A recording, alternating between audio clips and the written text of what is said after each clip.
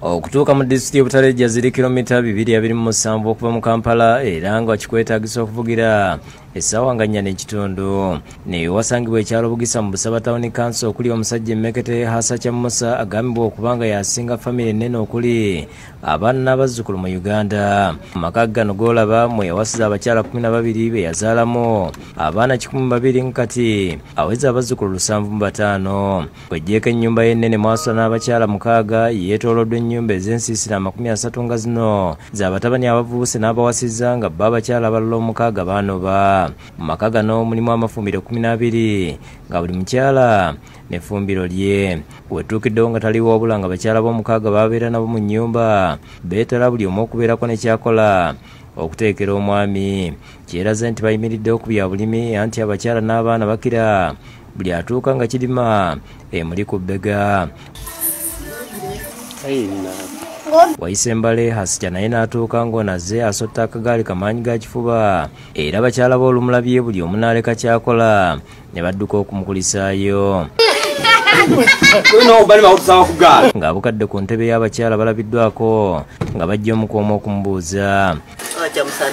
Hasakya atubuulidde obuva n'obudde bw'amaka ge yatandikawo ku myaka 17 ne mukyala mukulu Anifa Hasakya mu 1981. Era omwana asooka namuzaala nga mpeze emyaka 17 muwala wange omukulu. Era abaana kati bendi nabo ku ssaawa eno abaana bali 98 bali 10 n'abaana 2 ne bafaako 4 kati 98 weekiri. Ffe twazaalibwa abaana 2 ffeka ku kitaffe ne mukadde waffe. Kale neŋŋamba nti kati nze nga wemanyi nti muzeeyi yazaala batono nze ndina okuzaala ekika. Atubulidde n'engeri gy'akangavulamu bakyala be abagezaako okwerumaaluma ng'asinziira ku ssemateeka bwe yabaga.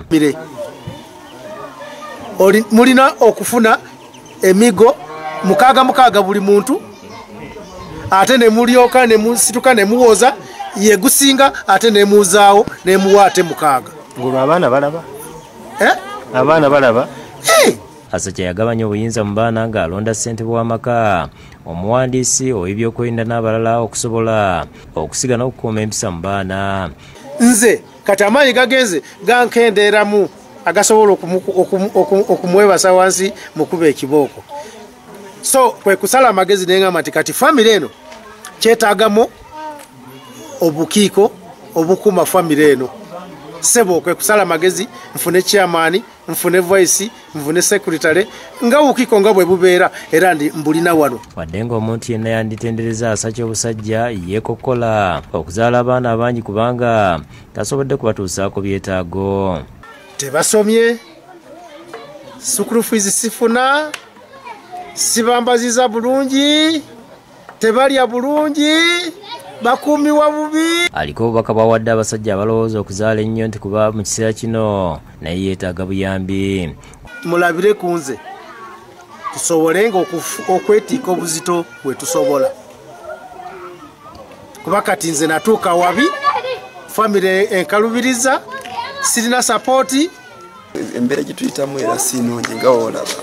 Bintu si byangu.